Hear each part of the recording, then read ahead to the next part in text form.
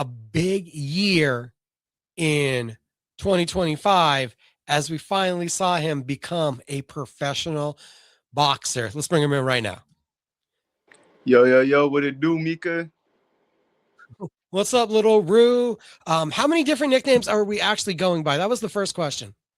Oh man, I've been having so many nicknames since I was a kid. Even my real name, man, I got like from my family, I got 3, 4 different nicknames. So like in boxing, outside of boxing, I just got many nicknames. But I'm the man of many.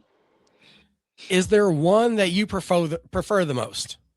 Um, Not really, but it's not a nickname. I guess it is. Just Ru. Just call me Ru. Just call you Ru. Well, we call you 2-0 right now. Also, how's that feel? It feels good. Good little start so far in my young professional career. Many more to come. So can't wait. It was off to a quick start. You get the first win. And then it seems like before I know it, I'm getting a call. Micah is taking the second fight. And I don't know if you have a story that can top Leonid Grachov, and I'm hoping you don't, but let me know if you do, because I don't know if you heard, but our big Russian friend went down there one, and actually at some point got bit by a dog too. Oh yeah, that was crazy. We was heading to the airport and I catch him there. I was like, "Yo, why your leg bleeding?" And he's like, "Man, I was walking back and got bit by a dog." I was like, "Damn, a dog?" I was like, "Boy, you better hope you don't get rabies and nothing like that." So we're saying that you did not have as traumatic as an adventure as he did? Oh no, no, definitely not. Definitely not. What did you make of the experience? Because going out of town, a Hall of Famers card, a big feel to the debut, and then you go to Mexico and it looked like you fought right back in the amateurs in a daylight gymnasium. Oh no, it was different. We need those little fights like that because it's like it builds character and it builds everything. So kind of remind me like fight nights. You know how you sometimes you start at a club fight and then you go to somewhere random. It kind of remind me like fight nights. What was that experience like going over the border, the travel, a new country? What was everything like? Just the experience. I definitely liked it because I ain't never been to Mexico, so new experience being in that atmosphere, especially going to some of the gyms over there. I saw their hunger and how they were, so I was like, this is cool. I love traveling. I love definitely fighting out of state too. So that's what I do. Did you know like what the venue was going to look like, what the event was going to look like prior to getting there, or was it kind of all of a surprise and a learning experience each step of the way? Oh, it was definitely a surprise for sure. They just sent a location. It was somewhere in Tijuana, but it was cool. I always love stuff like that. I love like a random surprise like that. But got the job done. That's all that mattered. You guys just got sent a random location. You weren't worried at all that you were just showing up to Fight Club? Man, these hands are ready to eat for everybody. So no, it didn't matter. It didn't matter. What But was it? it was pretty cool though, cause when I was there, I was peeping in the corner and I saw Robert Garcia. I was like, oh shoot, Robert Garcia, and I had to go talk to him and stuff like that. And I guess he be bringing his fighters down there a lot and stuff like that. So it was cool also because we got to see Robert Garcia. What do you take away most from the second professional victory?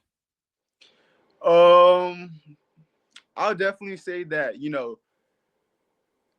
how I got better for sure. Especially now. Oh man, yo, I can't wait for y'all to see my next performance for sure. Cause we've been cooking in the lab. And, my performance out there, I took away that I don't know my snapping shots for sure. I feel like I'm snapping my shots way more now. That's an art. That's like a lost art in boxing. And right now, how I'm snapping my shots is so beautiful. So I definitely say that.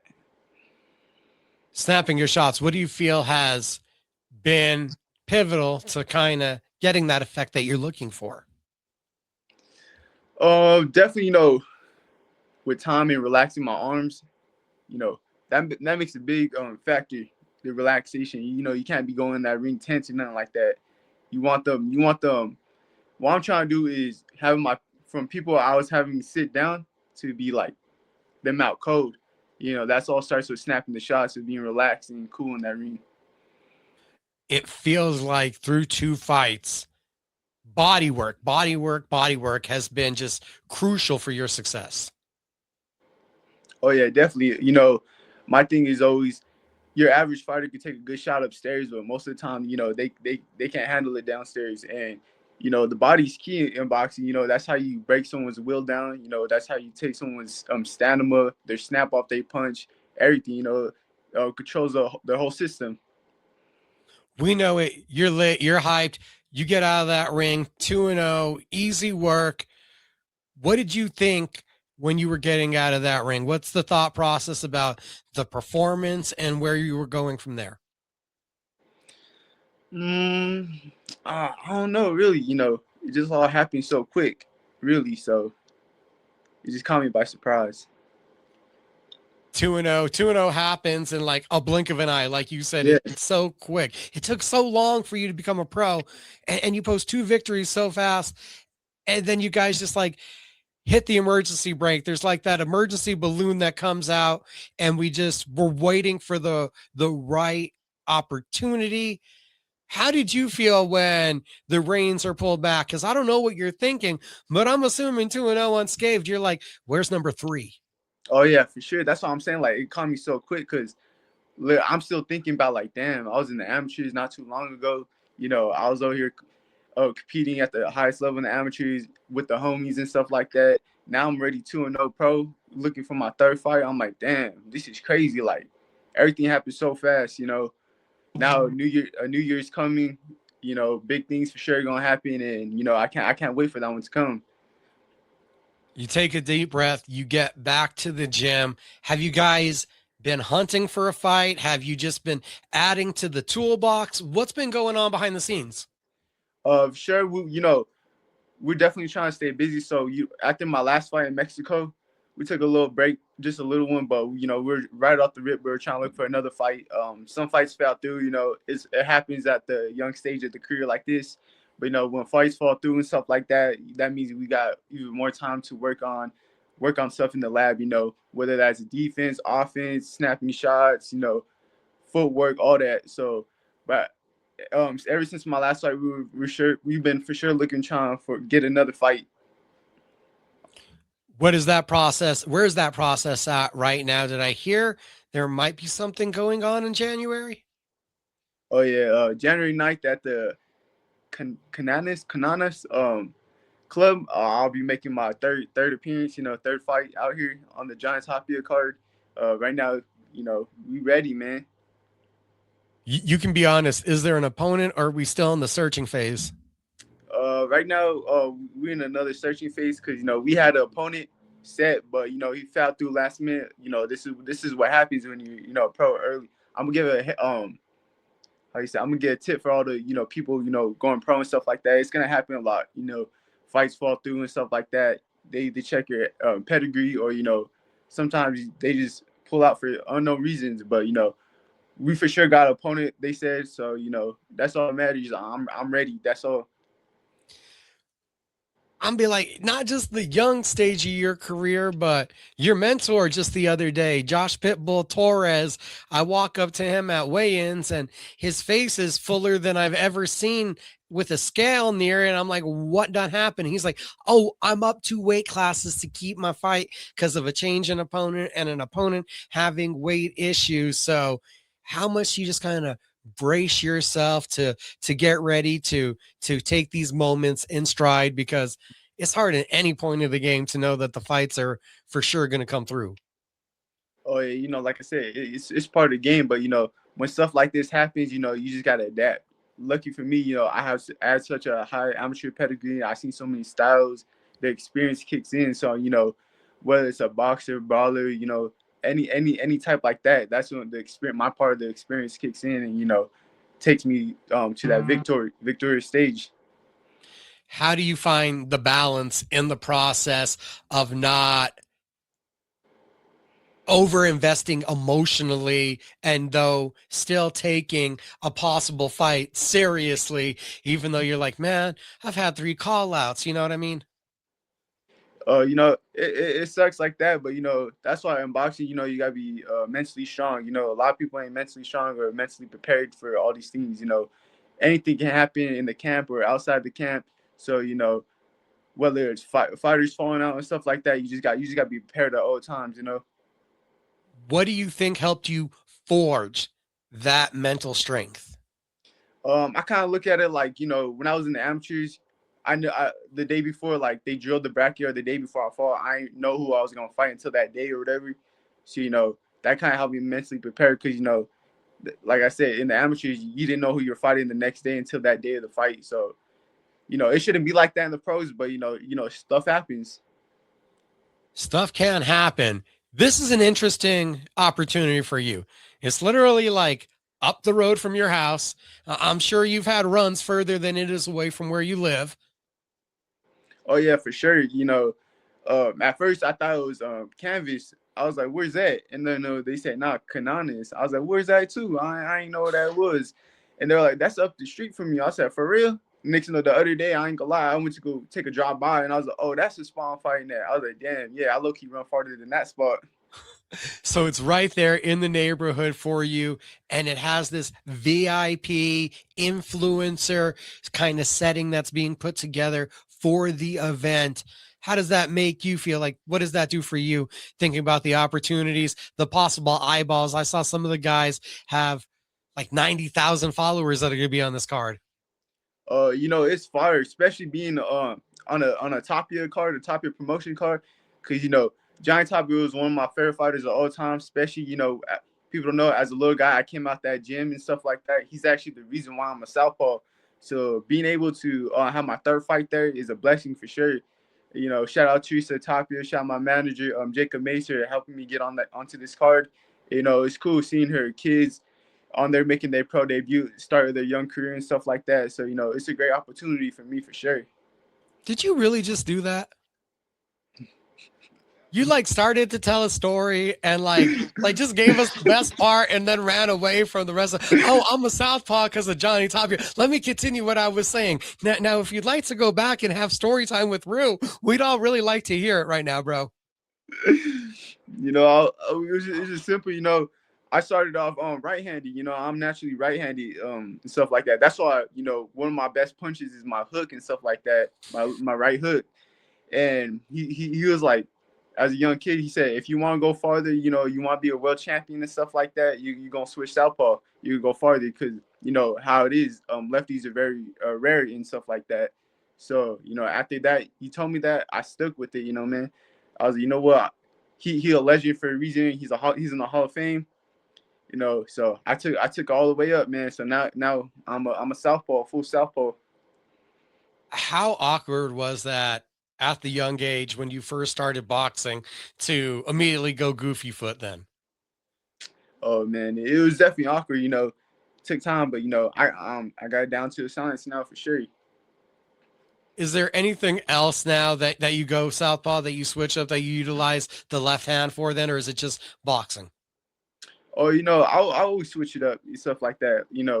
Like my favorite thing is be like Bruce Lee, where he said be like water. You know what I mean? So you're gonna see the left, you're gonna see the right, shit. You're gonna see everything. You know what I mean? So just look out. That's what I'm saying. I got power in both hands, not just the right hand, definitely in the left too. So what I'm saying. How has your spot in the team evolved now? Because you're kind of available to be a voice, to be eyes, to be in the corner at the amateur events. Oh, it's cool, especially at some of my homies like Caleb and Trey that are still in the amateurs, and I be in the corner warming them up and stuff like that. And I'll give them some game or some tools that I used to use back and implement it to them. So it's pretty cool. What do you feel like is the next necessary evolution for your game for you to become the kind of boxer you're envisioning? It just all starts about having a good, busy 2026. You feel me? getting lots of good sparring, lots of good work, and from on there, everything's gonna show itself. Everything's gonna unravel, and I can't wait for everyone to see that soon. Terrence Crawford, Inoue, Usyk. Am I leaving out any names that will be argued about here in a couple days for Boxer of the Year? Oh, ooh, boxer of the year. I mean, you're gonna have to give it that Terrence. Simple as that. I don't care if anyone says you're gonna have to give it to Terrence at the end of the day. Maybe Usyk, but at the end of the day, it has to go to Terrence. Do you think that fight will be the last we saw of Terrence Crawford? I have a little slight ability that I think he's a definitely due for one more. But at the end of the day, what else could he accomplish? He pretty much did everything people say he couldn't do, and he did it. You know what I mean? Like he's definitely up there for the pound for pound greatest. That man a beast. I am already over the top excited when I saw the announcement. Shakur Stevenson versus Teofimo Lopez. What do you make of that fight? We're getting here, I believe, at the end of January. Oh man, I ain't gonna lie. That's like I ain't gonna lie. That a dream matchup, a dream fight that I always wanted to see. Um, you know, I feel like if you're a betting person, you have a safer bet to put on Shakur. But me, I'm a huge fan of Tio. I'm a rock with Tio because I feel like he just shows up for the bigger fights and stuff like that. But Shakur is just such a defensive, sharp mastermind. He's just so defensively sound. His jab, his technique, so flawless. But Tio, you just can't count him out. Even though he has a loss on his record, that doesn't define him. You know what I mean? He always shows up for the big fights. He's just as athletic. He got power, speed, combinations, defense. He got the whole package as well. So I'm definitely gonna rock with Tio on that one. Do you think Tio can make Shakur fight? Like, he's boxed. We've seen him box. This man ain't had to be in a fight yet, though. Yeah, I ain't gonna lie. I feel like if Shakur tries to come out like how he fought Zepeda, he gonna lose for sure. But that was his game plan for Zepeda. But I don't know how he's gonna come out this fight. But Tio better start learning how to take away from that jab or counter off that jab because Shakur's defensive jab that alone gonna win him the fight. We just had seasons beatings from Legacy Boxing Promotion. I know you and your pops, you guys are always around the scene. Were you guys in attendance? No, no, no, no. My sister came in town, so I was hanging out with family. I haven't seen her in a minute, so I was hanging out with my family that day. So I didn't get to catch up or see anything. Okay, so we'll skip over that one. We'll understand family's important. I hope Shariah, baby, husband, they're all doing well. You're out there and you're progressing and everything that you're doing. Are you starting to take into account of how you form the brand? Oh yeah, for sure. Slowly learning, getting into branding myself better and stuff like that. I definitely gotta break out the phase of getting more used to being on camera and stuff like that. It all just takes time now. I'm definitely getting better and stuff like that. January 9th. That's a quick start to the year. Getting you right back to action. It's giving you a lot of runway, and we don't want to get too far ahead, but is there a number that you guys have kind of set your sights on hoping to get in this year? Oh yeah, definitely. Hopefully, I can get like at least 5 fights this year. I just at the end of the day, I just want to stay busy. You know what I mean? Get busy, get all the fights I can get. Um, all these fights to me is definitely every fight I want to make a statement, and not just a statement. Every fight I want to improve and show that I could do other things besides box or or go forward. I always want to show I have different levels to this stuff, and like I said, of course, I want to make a statement every fight. Especially I'm a young fighter coming up. I definitely got to separate myself from everyone and show them why I'm different at the weight class I'm at. Does it feel like you're fighting different now from how you were in the pros? Or I mean in the amateurs, excuse me, you're a pro now. Oh yeah, definitely. Shout out to my coach Emmanuel Naya. He's definitely like I was talking before, and my pops too. Coach Manuel now he's been helping me with snapping my shots. And like I told you before, I feel like that's a lost art because sometimes you'll see people go in that ring, they'll just throw 1,000 punches and stuff like that. But in boxing, they call it a sweet science for a reason. You feel me? So like you could throw them 1,000 punches, whatever. But if I snap a good two, you might be asleep the whole time. You know what I mean? Because before I feel like I was rushing my work a little bit too much. I was just touching, scoring. But it's the pros now. It's the hurt business. We ain't trying to check jaws. We trying to put them to sleep. We don't get paid for overtime. So I for sure definitely think I fight way different compared to the amateurs. Have you felt that in intensity where for years you fought every weekend, but you kind of fought the same people, you got used to it. Now you're going in there and there's another grown adult, like you're trying to take food off my plate. Do you feel that intensity difference? A little bit, yeah. I'll just say a little bit just for the fact that, at the tournaments, they you see different fighters, different skills, especially at the elite level. Like what I did before I went pro, I wanted to go to elite level. People who don't know what elite is you're 18 fighting people all the way to probably like 40 years old. And my first a couple elite fights, I fought people who were in their 30s and stuff like that. So when me going there with another grown man and stuff like that, ain't no big difference. Especially, I always spar a bunch of grown men and stuff like that. Don't get me wrong, they wanted more, but I always show them there's levels to this, and I just wanted just as more as they do. This weekend, MVP Promotions, absolutely big card. We know the Southwest will be paying attention to it. What do you make of the Han versus Home fight? Oh, that's gonna be a great fight too. I ain't gonna lie, I was hoping it would have been like maybe out here or El Paso because that would have been a big fight to be out here or El Paso. But yeah, that's good. That's gonna be a good fight. But if I could lean to someone on that fight, I'll probably edge it to Stephanie Han. I like how she fights, especially Louis Burke. I'm a big fan of him. He's a great coach. He helped me in the corner in the past, but that's a great coach to have in the corner for sure.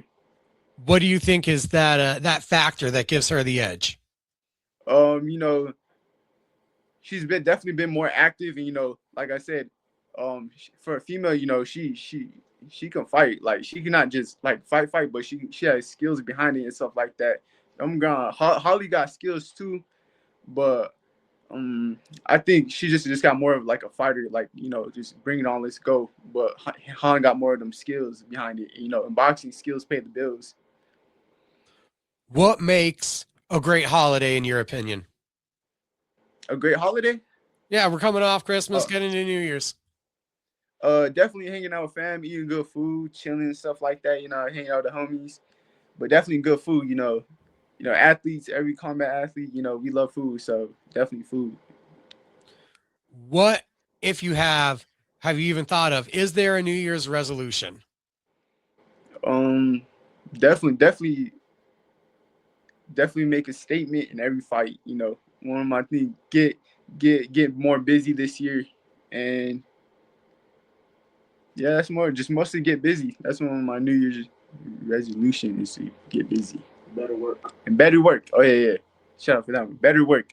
Definitely want to go out and get more top-notch work or more world champions, more, people who could show me a different level.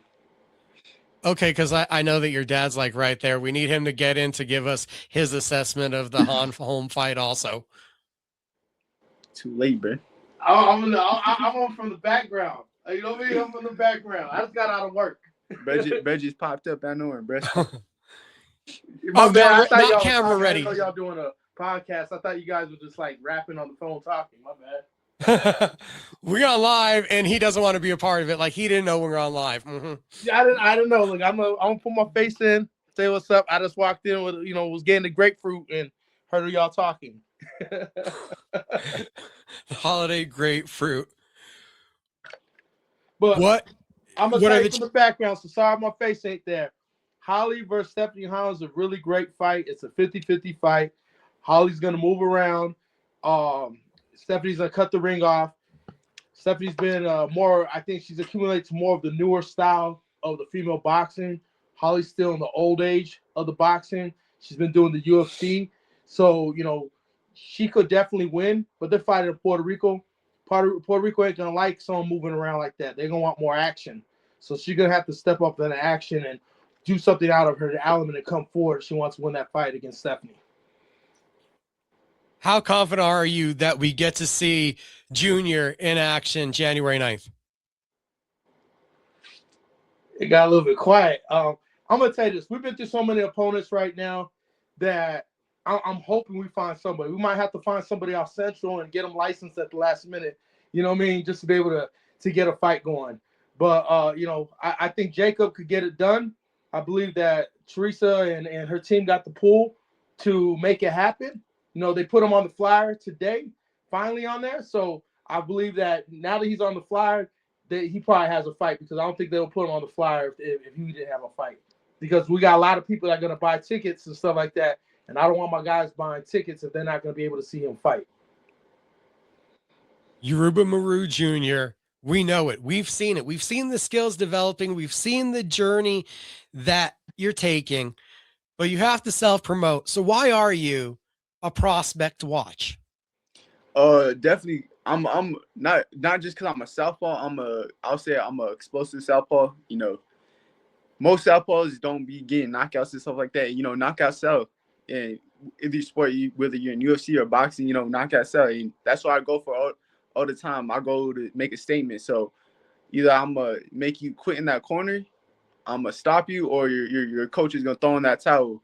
So when people watch me, for sure, you know, look out for exciting puncher that's a southpaw that can hit with either hand, that is defensively sound, that got skills, that got dog, got everything, the full package. So people who's all tuning in for my young career, thank you for tuning in and keep supporting, because, you know, 2026, we definitely gonna have a big year, and, you know, we're gonna stay busy. Yoruba Moreu Jr., I got to thank you for the time tonight, man. Oh, no, thank you. Peace. Peace. All right, Micah.